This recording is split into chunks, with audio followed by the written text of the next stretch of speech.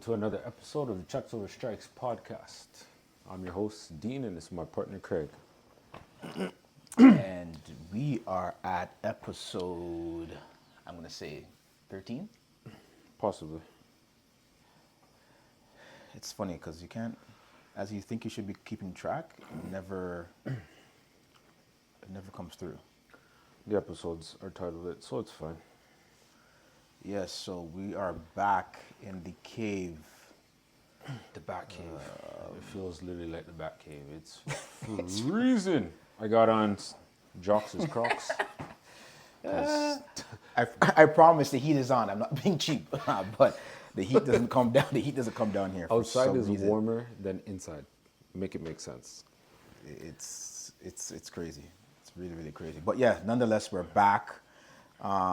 We did an off-site pod, which you'll be seeing soon.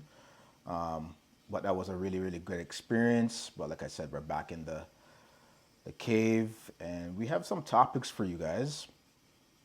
And again, I don't want to continue to beat a dead horse, but it just seems to be these situations are always in I guess, the Canadian media, as we're trying to kind of report what's going on in Canada. But yeah, it always seems to be in the media eye for Canada. And again, I know Dean hates this, but it's something that we have to talk about because it's something that is happening. So I don't know about you, Dean, but I'm starting to think that people don't know what they're talking about when it comes to the U.S. tariffs. And the reason why I say that, because 1 minute it starts, second minute it's gone, it starts again, then it's no, we're pulling back, and it has to be confusing for people that are trying to understand, and for people that don't care. Yes, I know you don't care, but again, it has its impacts because it depends on what kind of business you're in, especially when it comes to importing and exporting businesses. So I don't know. Do you think Trump doesn't know what he's doing, or is it just a ploy? And knows what he's doing in regards to what? Because a person that has a logical standpoint or just thinks logically is probably saying, why is this going back and forth? Who are we buying time for? If you say you're going to do something, why you're not doing it? And the reason why I say that is it leads me to believe that maybe Trump didn't do his homework as to the impacts of what's going on if it goes through. Because now they push it back to April 1st. I wouldn't say he doesn't know what he's doing, but again, he's coming from a business background, and sometimes you have to negotiate things. You have to iron out the specifics, right? Yeah. So, I don't know. I just see on the internet, Trudeau reached out to him and said this and said that. So, there's the negotiation piece, right? So, I wouldn't say that he doesn't know what he's doing. I think he knows what he's doing, and I think it leads into his ultimate plan. It's not so much he has an issue with Canada. It's to get the jobs back into America, because you get the big companies back into America, you create more jobs, you feed the economy. And it's like, I don't need to go to you for whatever. So like I heard, don't quote me on it, like Audi's going to be building a factory over here. So instead of making it wherever they make their cars, they're going to make them here in the US to avoid the tariffs. So it's like, you got a big company. The only crappy part is prices are going to go up because labor is going to be more expensive here. Yep. But you can't have it 100% correct. Like, Yeah. something's going to have to give. And when you say that, just to kind of give people a better understanding of the impacts, and Dean mentioned it, when things are going to be made out of Ontario, or just out of Ontario in general, what happens is that anything that is Canadian becomes less competitive, because American importers will have to pay 25% levy to bring them into the U.S., which additionally costs will be passed on to the cost will be passed on to Americans. So at the end of the day, and this is for some Canadian importer exporters, it's going to bring higher costs to Americans anyway. So you're damned if you do, and you're damned if you don't.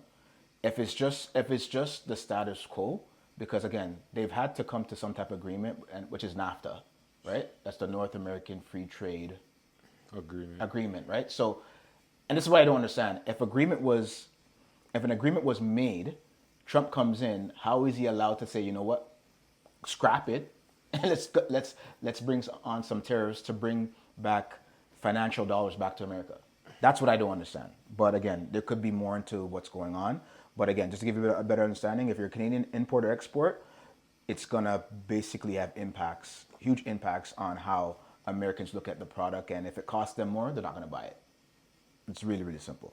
So don't want to spend too long on it, but again, it just keeps happening every month that it's going, it's not going, it's going, it's not going. It's just good to understand what's happening. So if you're a business person, especially in import export, you kind of know what to do. And just to pivot into our next topic, this is something that is near and dear to me. Even though I hated going to Hudson Bay back in the day, my mom used to drive me to Hudson Bay. I was like, what is this place? But as I evolved and grew up, Hudson Bay Company became a staple to me because you can get things there for a price point that is different from getting it from the direct consumer. So, as many of you know or may not know, I think they filed for, I think it's some type of, it's not entirely bankruptcy, it's, Insolvency. yes. So they filed that so they can try to restructure, to try to make the company still afloat in today's economy. But if you really think about it, I hate to talk about areas, but let's talk about Woodbine Mall. There's a Hudson Bay in there, and grant you, I've been in there a few times. I don't even know how they're paying their employees. There's no one there. No one in there. Nothing's happening. Yes, you get the few odd deals here and there, but there's no one in there as compared to a Hudson Bay in Sherway Gardens or Yorkdale. Different type of consumer, different type of demographics. But just to go a little bit more deep into what Hudson Bay has become, they've been a staple since 1670. I had no idea. Actually looked it up. That's a long time. And they've just been facing pressures due to the decrease in consumer spending post-pandemic. We went through COVID. And now just the declines are happening because of the US and Canada tariff situation. Trade tensions, they just keep going deeper and deeper and deeper into a situation in which you're not making money. And being that it's such a Canadian staple, especially the store downtown, I think it's Yonge and Queen area, it's something to really think about that, hey man, if you have an organization or a company, you know, how do you keep things afloat, especially when you have a brand name like Hudson Bay? Mm-hmm. Like they've been around for hundreds and hundreds of years. Mm-hmm. So how does a company know to fold them, more or less? So should a Hudson Bay company say, hey, you know, wrap it up, let's consolidate and move on? Or should they keep doing what they're doing and hopefully get help from the government? Well, doing what they're doing and getting help from the government's not going to help them out their situation. They're tanking, but you have to go at the trend. Like right now, nobody really goes to the mall to shop. People shop in boutiques. Yep. Like department stores like that are that big. It's like people don't even use department stores. They go to specific stores that do those specific things, and it's like they're doing everything, but it's like that's the older generation. Like you now have Amazon, you have like these boutique brands. The stuff that they have, nobody really wants anymore. So maybe it's time to just let go of the company and start over. Like, or not even start over, just get rid of the company. Like, I don't see these big department stores lasting for too long. Like, if you're not like a Walmart, I don't see no longevity. Like Walmart, Target, it's because they sell everything. But if you just sell clothes, shoes, linen, the kitchen stuff, like people just find that stuff online. So and you bring in such a great point. You talked about Walmart, Target. I think as companies, because Hudson Bay has been around for a long time, why don't you think a company evolves? Because again, they've been around. Looks like they've been around longer than Target and Walmart. And when you go back to, and I guess we have to always bring this up because it's a good comparison, BlackBerry and Apple. Again, BlackBerry was around for a minute and BlackBerry had the market for a minute. Yeah. but didn't evolve. So you have Hudson Bay here, you have these companies come in and they're selling everything, what you sell. Why do you not think that a company says, you know what, these guys, these big department chains are coming down. Why are they not evolving? I don't know. We're looking from the outside looking in. Maybe True. in the areas we go, but True. probably in other areas they sell out. But I don't know. There's a bigger story that we don't know, like as to where their revenue's coming from, why they're still around if they're gonna be doing restructuring or Yeah. insolvency. So it would you'd have to deep dive to learn more about this company. But to me, it's like just get rid of it. It's Yeah, time to it's move crazy on. to me because, like I said, I didn't like going with my mom back in the day because it was boring. But it's just like Knoxville Farms. Yeah, It had its time. Yeah. It's done now. Like, all right, can it? Same thing with Future Shop. It had its time. You're done. Like, pack Yeah. it up and move on now. That's the way I see it. Like, you yeah. have your times. I you're think done. you have to really, like I said, to me, it doesn't even make sense restructuring. And I know it may sound selfish because people work there, and you know what comes with restructuring, job loss. That's the fastest way for an organization or a company to relieve costs, is cutting people. That's the fastest way, right? So, but to me, if you're not involving, you've been around 1670, maybe it's time to throw the towel in and start something new. That's just The how I only look at it. other part they have is fragrance and like Oh yeah, that's the right. Yeah, makeup. yeah. So Yeah. that's probably why, because those have thing. But then you have stores like Mac, Yeah. where it's like small. So it's like maybe do boutique style. Like I don't know.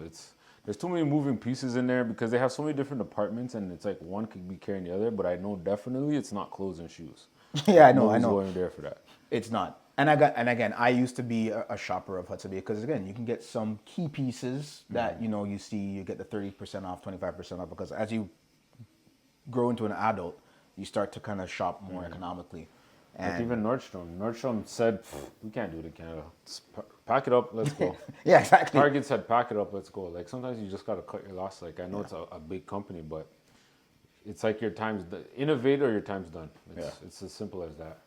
No, I think so too. And I'm like I said, Hudson Bay, you've been great to me, but I think it's time to pack it in. And again, for more information, again, guys, tune in, subscribe to our Checks Over Strikes podcast. We've been doing it now for about 13, 14 weeks, so we're there. Another key thing that's happening, especially in Canada right now, is we know Trudeau's going out the door. That's happening. We're going to have to pick a new Liberal leader. And the voting method is going to take place online. So again, don't want to spend too much time on politics, but again, if you don't already know, yes, we're picking a new Liberal leader. Trudeau is going out the door. And just for your education purposes, it's important to vote. They're doing a vote online. And for me, when it comes to voting, I always want to take a look at who the candidates are. And not only who the candidates are, but who the platform is. And again, not everybody is liberal. So again, I guess that's the reason why it's taking place online. And it's kind of been, to me, I didn't hear anything about it till like later this week. So it's like, are you even giving voters a chance to even kind of seek out these platforms? And or does anybody know who these people I are? have no clue any of them are. And So- what's funny is what I feel is gonna happen, similar to like what happened to like Joe Biden and Kamala. Yeah. Like when you have like a change of power like that, like even Toronto, like the whole mayor situation. Yeah. There was like an influx of people. Well, then again, he didn't really give somebody like we don't have like liberal, conservative for like city mayors or whatever. Yeah. But it's like almost when that person's in power, it's just to fill the gap until they can find somebody else. But what's gonna happen here? When we have to go back to vote for like an actual prime minister, I think we're gonna, if we don't have a strong leader, it's gonna just drop down to conservative most likely. Yeah. And because conservatives been like fighting, or then again, I don't know who their leader's gonna be, but I know there's that guy from Quebec. I don't know which thing he is. I know what you're talking about, but like these are the candidates that are ultimately no running clue. for. Again, these are candidates are running to take Trudeau's job. And again, I don't know who these people are. The Frank Bayless of the world. This guy, Mark Carney, I've seen him He in looks commercials. familiar. I've seen him on commercials. Yeah. But you know, he looks like Mr. Dress Up. I'm sorry to say it. He looks like Mr. Dress Up. But whatever. But again, guys, these are Saint individuals Francis that and Xavier. these are people that are running for Trudeau's job. And again, I don't think they do a good enough job of letting us know who the candidates are and where their platforms are. I know. Yes. I've seen her face. Krista Freeland, we know that she was the financial minister. Oh, that's who she is. That Okay. more or less did a lot of deals for Yeah, I don't know NAFTA these people. and all that stuff. I almost feel like there's not a strong enough push for. And then Karina Gould, no idea who that is. There's not enough push for to like bring up leaders like into this stuff. It's like just people just randomly pop up and say, "Yeah, I'm gonna get into politics." Like, okay. And then it makes it so hard when you don't know when you don't know who the person is, you don't know the constituents, you don't know their platform. So when it's time to vote, who am I really voting for? And that's why a lot of people don't vote. To be really, really honest, people don't vote because they don't know. They're just random people just pop up. Like Donald's not a random. Like, sorry to talk about states, but Donald's not a random person. Like everybody knows who he is. Yeah, everyone knows who he is. Type, you know. But these guys is like, who are you, bro? Like, what do you represent? Like, no campaigns, no nothing. Like, this I guy's personally haven't seen anything. born in Montreal. Yes. Okay, don't know what that means. But Mark Carney. it was Northwest Territories. Wow. Like I Smart. said. Like, Fort Smith. Never heard of that place. Like, what? Like, these guys are like, anywho.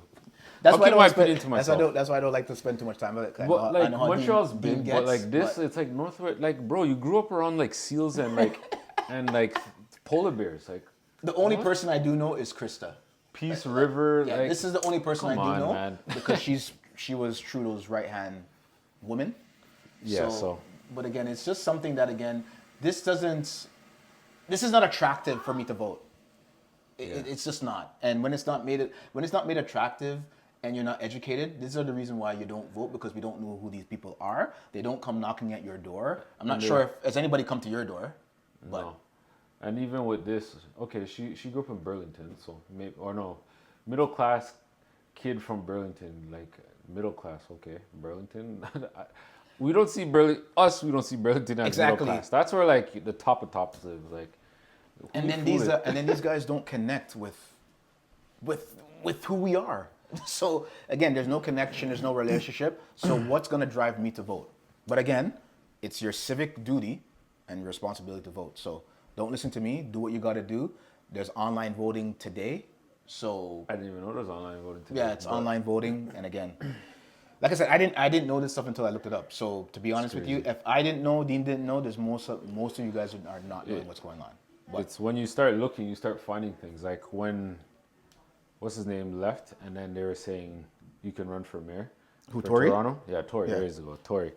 They literally anybody could apply for anybody. city of thing. Yeah. It was You only and I like can do it. $100 and something dollars. I was like, what? That's it? Some kid was like 18, applied for it. Yeah, I was like, man, I should have went up there and did it. It was like, because when I was voting, there was at least like almost 200 names on there. Yeah. I was like, this is crazy.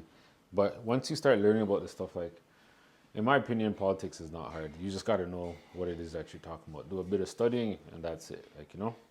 And then on top of that, just not even know what you're talking about. Speak to the constituents. Speak to the people that are going to be voting for you. A lot of politicians miss that aspect of running for mayor, or whether it be provincial or federal. There's no connection. When there's no connection, what are you going I to do? don't know half of these guys. The only person that makes their self known is Doug. What's his name? Jagmeet Singh. Yeah. Like, they made themselves known, but whenever they're doing like Ontario things or liberal things, like in my area, I never see that liberal leader out or anybody. Just her face on the sign, and that's it. Like, these guys don't do absolutely anything. But that's kind of why I don't like this politics stuff. You pay them big money, and what are they really doing? They just come, they vote, and then that's it. They do their voting when they have to vote together, and then that's it. And how to kind of, like I said, once you dig deeper into who these candidates are, then you may get an understanding of who there are, who these individuals actually. I wouldn't say replacing, but there are individuals that are underneath them that are going to run for a particular riding, which is a region. So there's probably someone going to be running from Etobicoke, Brampton, Scarborough, Mississauga. There are going to be other liberal individuals that are going to be running in those areas. But again, if you don't know who they are, it's not going to make you jump up to go vote. That's just how I see it.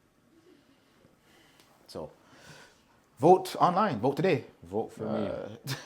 That's all I could say. Um, and we're gonna kind of swing the pendulum here.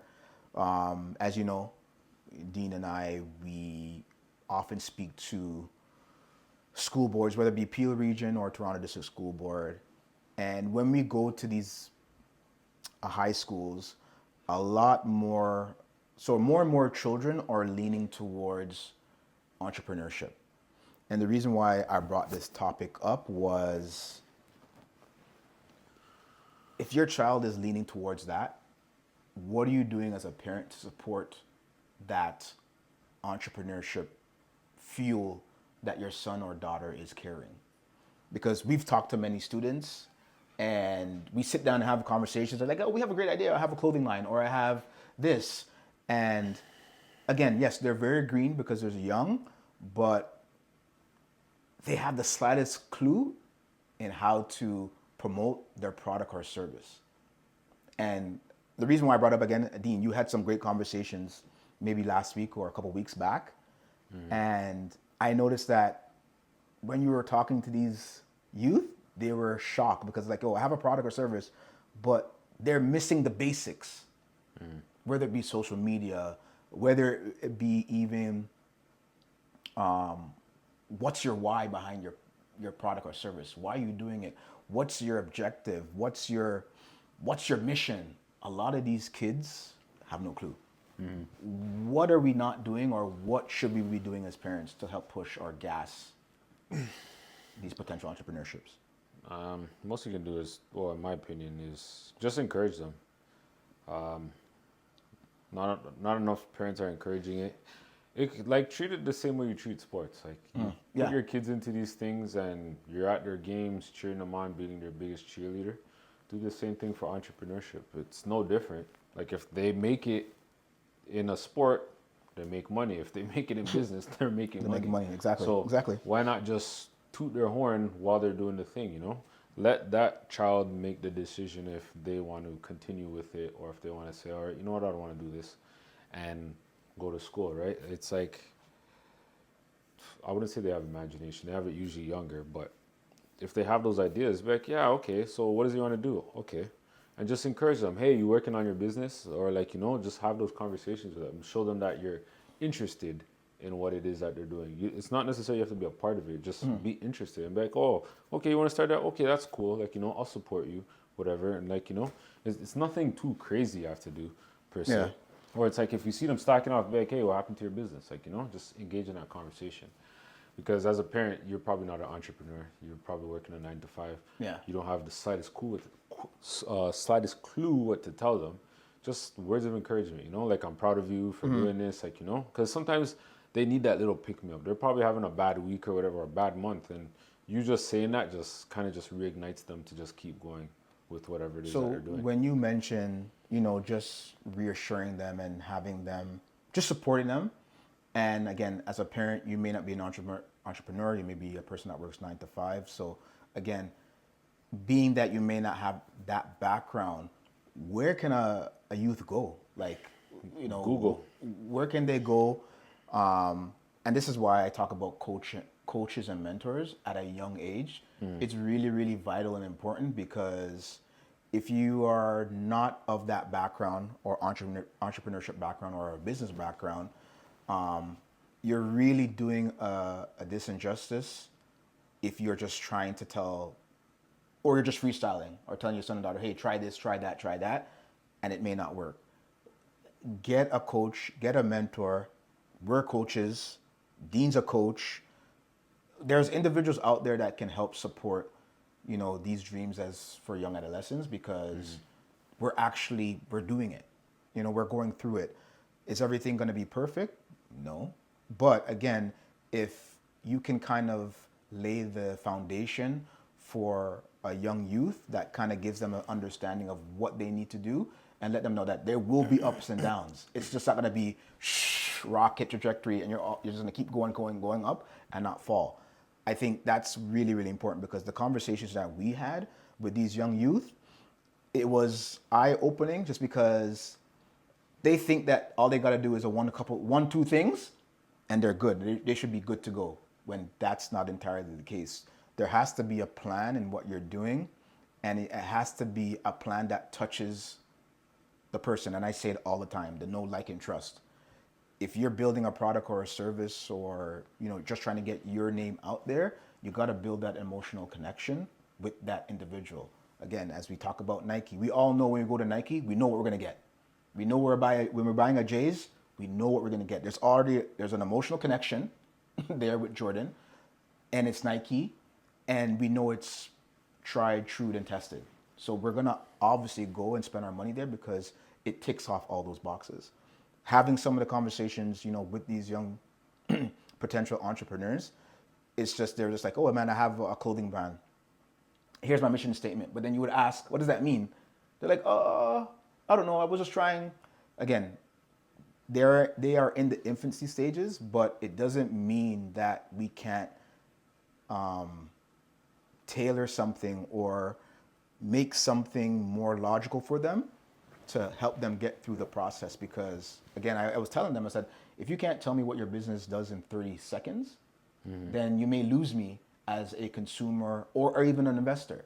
And it really opened their eyes like, oh shoot, like, yeah, you should know what you're doing and you should basically have an understanding in 30 seconds what your service or product is out there to do and how you're going to connect with your people. So again, parents, it's good to push.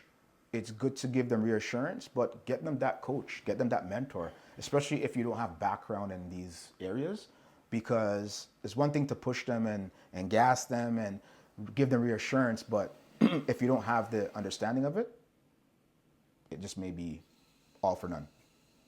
So that was just our tidbit into, kids that are going to entrepreneurship, because we noticed that most kids nowadays, they don't necessarily want to work for anybody. They want to work for themselves. And most kids, or not, I was gonna say most, but kids have parents that are entrepreneurs themselves. So I think I spoke to a student last week and he was like, oh, mom, he's like, I think he said he wanted to be a surgeon. And he's like, oh, my dad has his own business in X, Y, and Z. He does, I think it was pharmaceuticals. So again, his dad is already doing that. He's saying, okay, I want to be a surgeon. There's a connection, right? So it could be easier at that standpoint. But again, like I said, if for a parent, get that coach, get a mentor, and just keep reassuring them that they can do it. That's all I can say with regards to that. And I know I kind of switched it up. And the reason why I did switch it up was we usually have a book of the week that we would recommend to everyone. But this week I was kind of thinking about what we could recommend. And I know every time we go to a school or every time we talk to people about investing, stocks come up. It's always like one of the number one things people want to talk about. How do I get into stocks? What can I do? How do I invest? And I think a movie that should be on everyone's number one hit list is Becoming Warren Buffett. I know Dean watched it. No, I didn't. No, you didn't watch it? I thought you were, okay, so sorry, my bad. I thought you did watch it. I watched it and it was really, really, really good because it kind of showed how Warren Buffett got into stocks and it wasn't really overthinking. He made it so simplistic to get into things, and what he did when he just kept getting into it, choosing stocks that made sense to him, reinvesting, and basically sticking to the plan. He had a plan and how he was going to do it, and now he's a billionaire, one of the top 10 richest. Still, is he top 10? He's not even top 10 no more. Well, he's up there. he used to be one of the richest, but again, there's other people that have kind of flew by him. But take a chance, watch that movie. Actually, I have a clip here. Let me just clip this up because I think I did. And yes, Becoming Warren Buffett. I think this was 2017. So this is not new, but this is when this particular, he has other biopics or bio documentaries that are out, but this one resonated to me because it came on and I just watched it. And here's just a quick snippet, if you guys can see or hear. The shrine. You say you tap dance every day into work. Is that what it's all about? Yeah, right. I tap danced this morning, sure. Yeah, that's what it is all about. I mean, I wouldn't be doing this unless I felt like tap dancing to work. And I'm not doing it for the money, obviously, so I do it because I enjoy it more than anything else in life. Walk, please, walk! He wasn't rich when No he black people. started out. It's funny. He walked to school just like the rest of the kids. But he had a brain. He had a brain. He used it. He got ahead. He wanted to get ahead. Warren is very easy to work with. For one thing, he thinks like the wind, and he almost never pauses before making a decision. He's rich, he's humble, and he drives a Volvo, and he doesn't go in limos and stuff, the airport. He drives himself because he's practical. You know, as my friend Gates says, if I'd been around a few thousand years ago, I'd have been some animal's lunch. You know, I mean, I can't run very fast, and I can't climb trees and all that. And incidentally, he can't run that fast or climb trees either, so maybe he would have too. But in any event, I'm an accident of time and geography. My dog's name is Ralph, and Ralph and my husband and I have come for the Berkshire Hathaway weekend. I do invest in him, but he's not Superman. I think we've had every kind of failure, haven't we, Warren? Well, we haven't. Well, we will before we're done.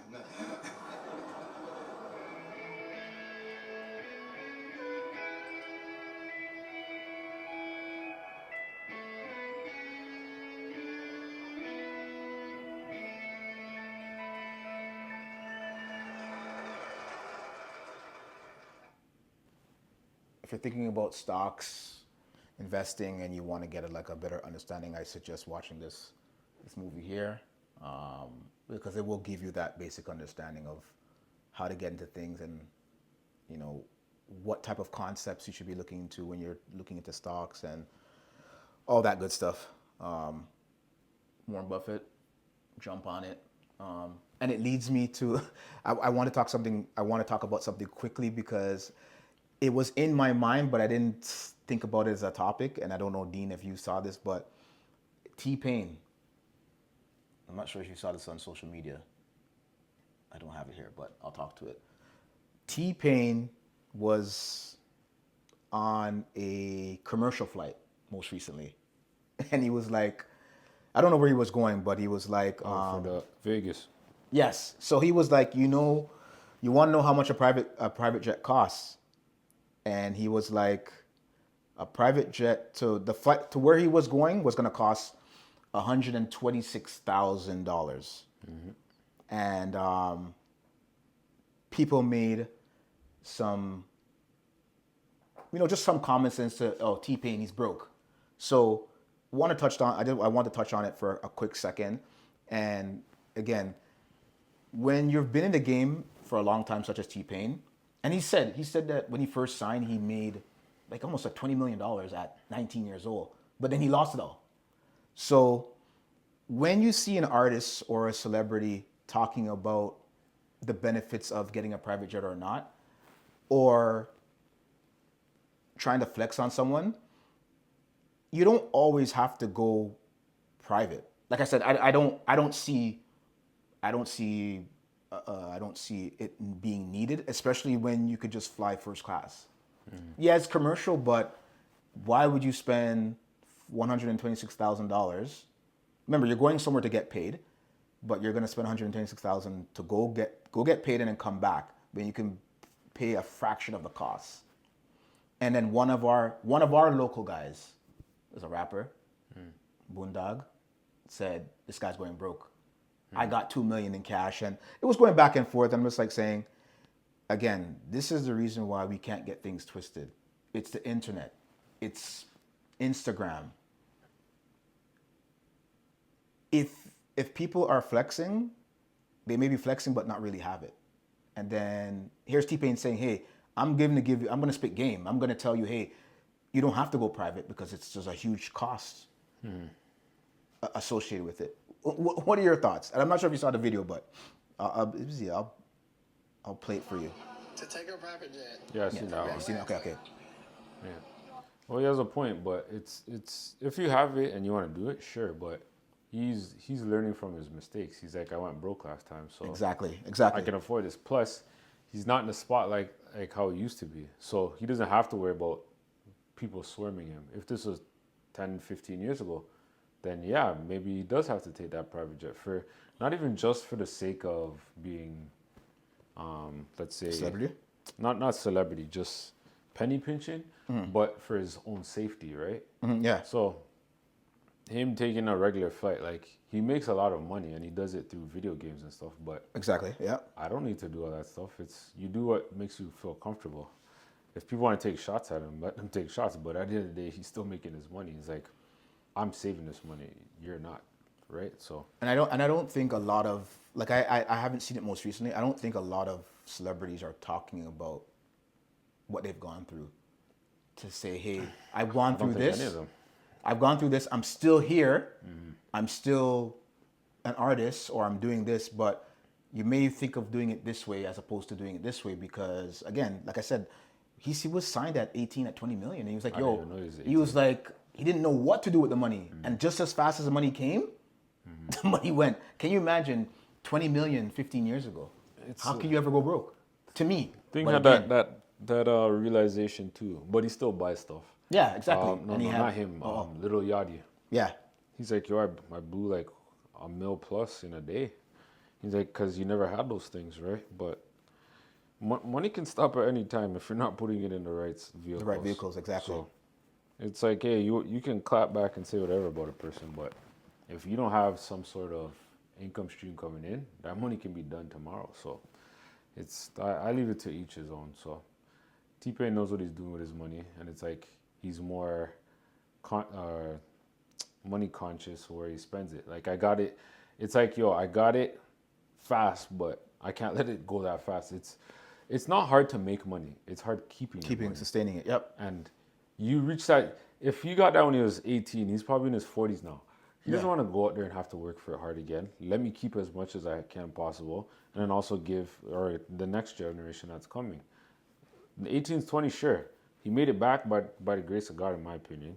Yeah. Or like the video game thing. Yeah, he's back. So he's back on. Now it's like, let me just be humble with what I have and stretch this money as long as I can, so I don't have to. Because being an artist is very, very draining and like time consuming. You have to be in the studio, do the shows, rehearse, all that stuff. Like you get no time to just sit down and breathe. Especially if you're signed to a label, right? Yeah, so if you're signed to a always doing label, something. they're giving you advance money, so they want that money back. And plus, you have to throw out that money. So security, video production, studio time, all that stuff. So and then you get tired. But so for individuals that think that okay, I can jump into being an artist or whatever it may be, especially when you're signed to a label, again, get a lawyer.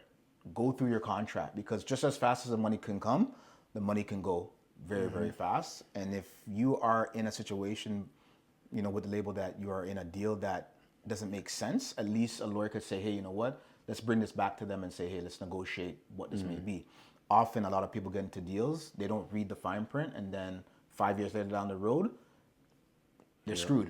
Still got to produce an album. Still got to produce an album. And to me, and again, I don't know if it's a situation that T-Pain does need the money, but he could be just doing albums or doing what he's doing because he still has a love for it, right? But he doesn't need that money. He makes money from streaming. Exactly. That's what I'm saying. This is a bonus to him. That's the bonus. So that's what I'm saying. At the end of the day, if you don't allocate your money the way you should be and you don't sustain it, then it could be a situation that you're like, look at Mariah Carey. I saw her. She was in Vegas and she sounded like shit.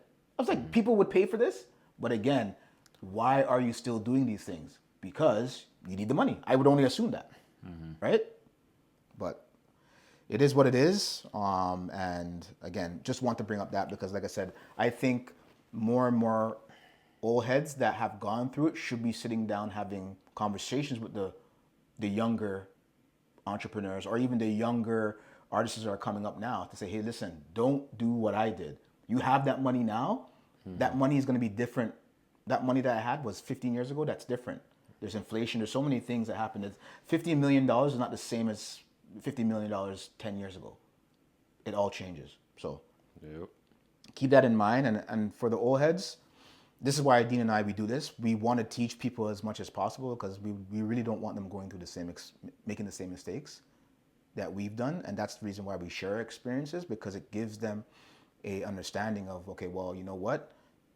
Craig and Dean went through this. Let's just see if there's an alternative to go through so I don't make that mistake. So this is our check over strikes. Usually Dean and I, we have a quick conversation and we ask, you guys, whether something is a check or a strike. And we usually have a scenario and we talk about it and we kind of decipher whether it's a check or a strike. So on this episode, we have a scenario that, you've just finished high school, because most of these individuals are finishing high school now, and you need some extra money to pay for upcoming post-secondary costs, books, tuition. Do you get a part-time job, or do you start a side hustle you always had thoughts of starting to make extra money? So you have a job. School? Yeah. So do you go for a part-time job, or do you start a side hustle that you had thoughts of starting something? You're like, let me try it now to see if I can, make some extra money. Well, you have the time or you have the energy. You could do it, but if paying for post-secondary, you're not giving enough time for that business to really grow. So you might end up feeling discouraged if it doesn't work out that way for you, right? But it could be the greatest thing that's happened to you. So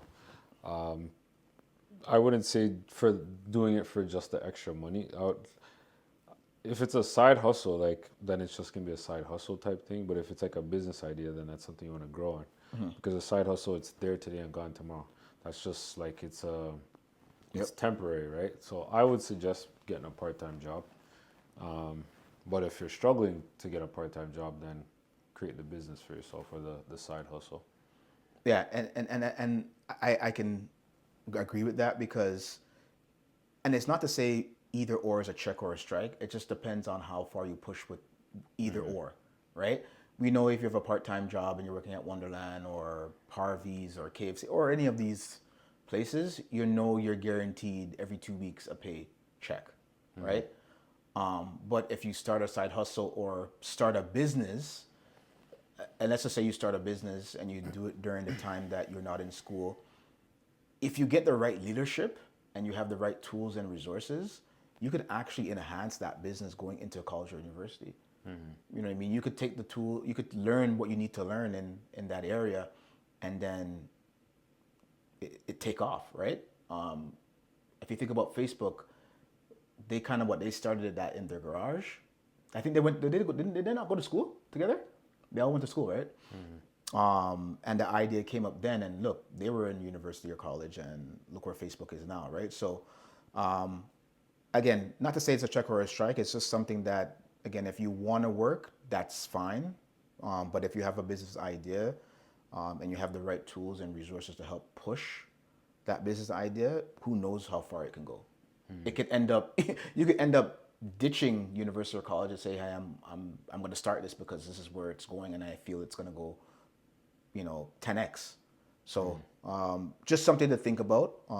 We have these individuals, graduating this year and or going to university or college and or maybe starting their own business, just to kind of think about what you want to do. And if you're going to go, any other route, just make sure that, number one, you're committed. You have the right people around you and you invest in yourself. That's kind of how I feel about it. And yeah, that wraps up this episode of the Checks Over Strikes podcast. Hit the link below, subscribe, as we will be continuing this week over week. We hope you have a good week, and hit us up on IG. Any questions you guys have, DMs, hit us up. We're here to support you. So that's signing off. My name is Craig. And I'm That's Dean. Dean. See ya. And peace out.